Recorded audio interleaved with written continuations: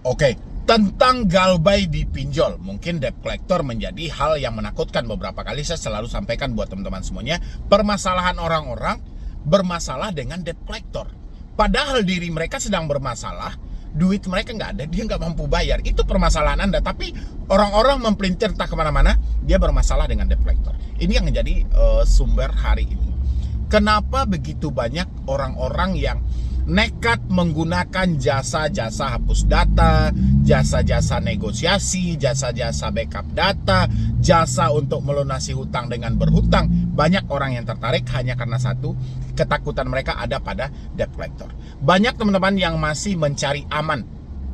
Ya, makanya saya bilangin, saya kalau live di TikTok itu aman semua yang ditanyain. Memang agak berat untuk mengedukasi di TikTok, tapi visi misi saya itu belum selesai, mungkin baru setengah jalan gitu loh. Ya. Tapi yang berat itu kita bisa usahakan, tapi apa boleh buat, akun itu sudah duluan tumbang gitu loh ya. Jadi edukasinya belum sampai, tapi banyak sedikitnya saya yakin teman-teman yang dari TikTok sudah masuk ke YouTube Solusi Hutang MP ya. Itulah penyebabnya sebenarnya. Sumber dari ketakutan Anda itu tentang DC datang ke rumah akan mengarah ke dunia-dunia penipuan ya.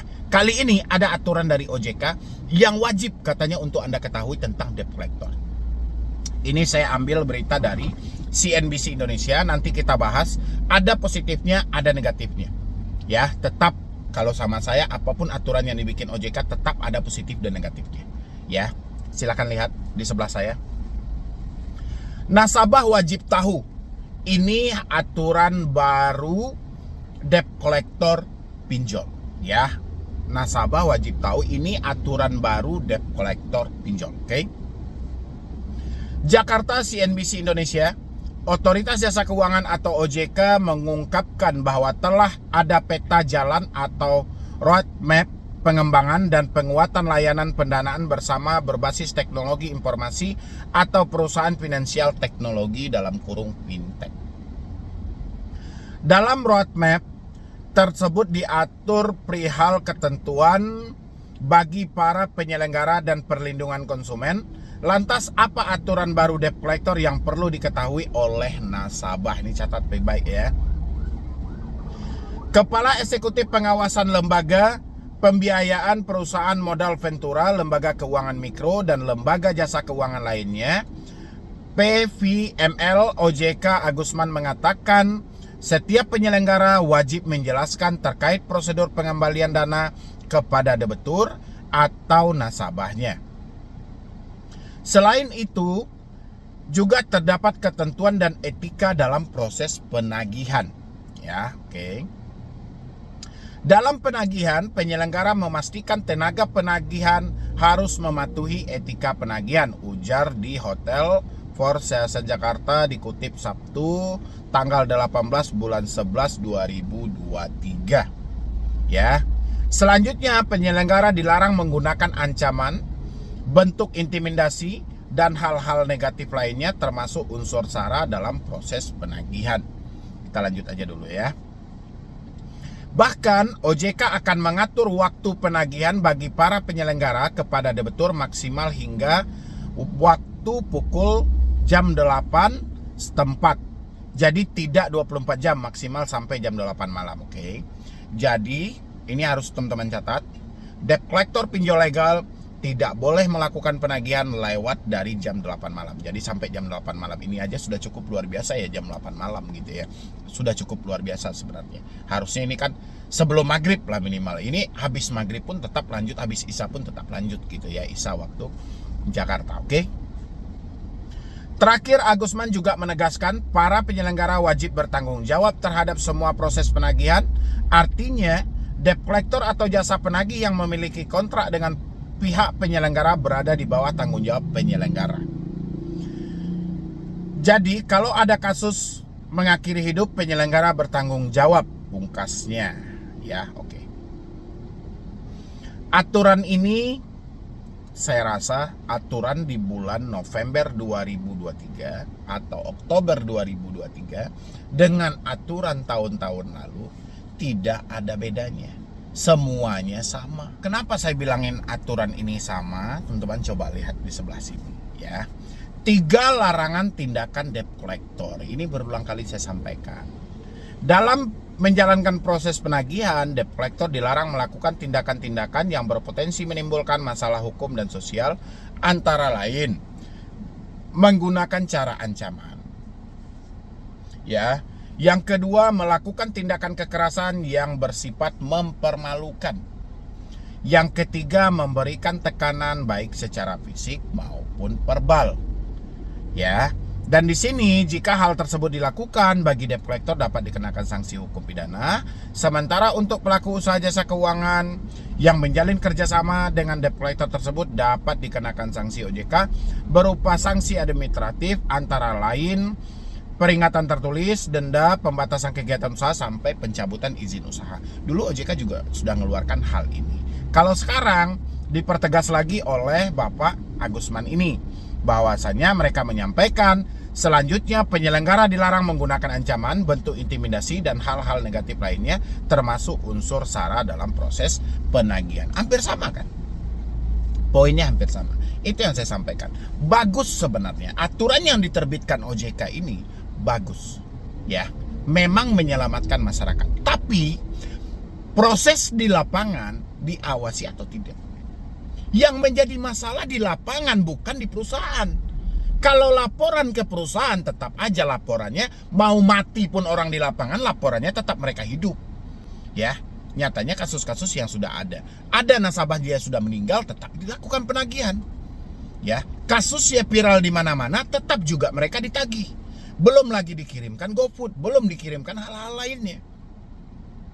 Ya, makanya saya bilang, di Indonesia ini, khusus tentang pinjol, kita nggak kekurangan aturan sama sekali. Aturan itu banyak. Tapi kita kekurangan orang yang mengawasi aturan ini, biar benar-benar dipraktekkan di lapangan dan dirasakan oleh masyarakat, itu siapa? Ya, OJK mana yang terjun sampai ke lapangan mengintai hal ini? Ya, OJK mana coba? Aturan ini bukan kurang, banyak aturan itu, sudah lengkap aturan itu semuanya. Praktek di lapangan yang tidak diawasi dengan maksimal. Makanya saya bilangin, aturan yang disampaikan OJK, yang OJK bilang contoh gini, nasabah wajib tahu ini aturan baru debt collector.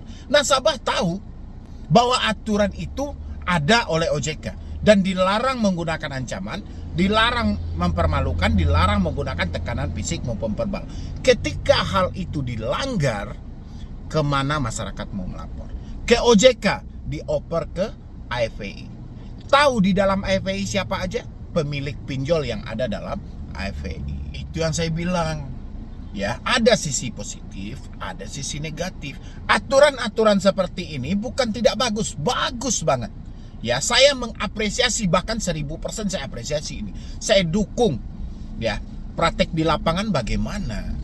Bermasalahnya itu di lapangan, bukan di perusahaan. Inilah yang dijadikan PR oleh OJK. Bagaimana aturan ini biar bisa direalisasikan sampai ke lapangan, diawasi OJK dengan tegas tanpa ada kekeliruan di lapangan. Karena prakteknya masyarakat yang mengetahui. Ya, bukan secara data. Kalau saya kan selalu sampaikan, OJK itu lebih percaya data yang dikirim oleh AFPI melalui pinjol. Ya, pinjol mengirim ke AFPI, AFPI mengirim ke OJK. Itu data itu manusia yang bikin. Ya, bisa aja kecelakaan terjadi di lapangan, dibilang baik-baik saja. Kan supaya datanya bagus. Tapi cari faktanya bagaimana yang dirasakan oleh masyarakat di lapangan.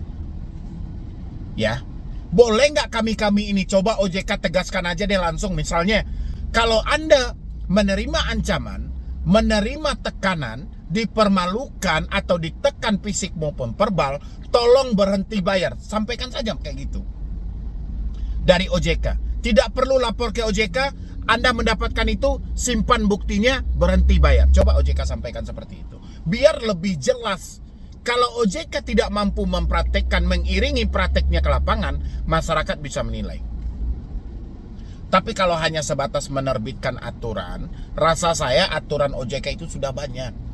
Mulai dari wajib menagih 90 hari, sampai pengaturan debt collector hari ini, sampai pengaturan bunga, sampai pembatasan semuanya. Tapi praktek di lapangan seperti apa? Ya, Yang jadi masalah prakteknya, bukan aturannya. Kalau aturannya luar biasa banget, bagus banget. Ya, banyak kita angkat jempol semuanya kalau untuk aturannya. Tapi untuk prakteknya, nauzubillah. Entah kapan itu loh. Banyak yang diancam, banyak yang ditekan. Ingat data Anda lengkap sama kami. Lah, memang kenapa kalau data dia lengkap? Kan memang itu prosedurnya. Kan itu yang mereka minta. Kenapa ketika Galbay harus diingatkan berulang-ulang kali? Ingat data Anda lengkap, ingat data Anda lengkap. Emang kenapa rupanya kalau lengkap? Kan itu persyaratan yang mereka minta. Ini diawasi sampai ke lapangan. Belum lagi di lapangan, ketika nasabah bertanya, Pak, ada nggak ID card-nya? Saya boleh tengok dulu. Ada nggak surat kuasa penagihannya? Ada nggak sertifikat profesi penagihannya? Malah dibentak si nasabahnya. Emang kalau saya tunjukkan kamu mau bayar lunas? Itu benar apa tidak cara mereka itu? Kan kewajiban kita sebagai nasabah menanya kelengkapan mereka. Menyangkut ini urusan privasi. Dan inilah yang harus diatur oleh OJK benar-benar bagaimana mengiringi aturan ini biar benar-benar bisa dipraktekkan sampai ke lapangan. Bukan hanya menulis-nulis seperti itu, tidak ada gunanya. Ya, OJK tulis habis itu dihimbaukan kepada pinjol, kata pinjol, oke kita ikuti. Ya gimana kita tidak mengikuti? Kita ada di Indonesia di bawah naungan OJK. Praktek di lapangan, entahlah gitu loh. Ya kan, inilah yang sangat saya sayangkan. Bukan soal aturannya bagus. Praktek di lapangannya yang rasa saya tidak akan mampu di-cover oleh otoritas jasa keuangan. Ya, paling tidak ya seperti tadilah, kalau memang OJK benar-benar, kalau memang ada yang melanggar, boleh nggak para nasabah ini untuk berhenti bayar? Dengan catatan ada bukti yang jelas. Itu aja himbauan OJK. Selesai masalah pinjol ini. Tinggal OJK himbau, kalau ada debt collector yang tidak taat dengan aturan kami, simpan buktinya, berhenti bayar. Udah selesai. Ya, berani nggak OJK seperti itu? Dan bagaimana juga menurut pendapat teman-teman semuanya? Benar atau tidak dengan ucapan saya hari ini? Atau malah ada yang salah? Atau malah ada yang kurang? Boleh tambah di dalam kolom komentar. Mungkin dari saya cuma itu aja. Dari kemarin orang sibuk, Bang. Orang sudah banyak bahas aturan pinjol, aturan debt collector, aturan ini. Bang Medi kapan? Oke, nanti saya bahas. Hari ini saya bahas tentang aturan itu dan bagaimana menurut Anda juga setelah saya bahas seperti ini, benar atau tidak, kurang atau gimana, silahkan Anda tambah ya. Jadi sekian dulu dari saya, Medi Broni. Wassalam.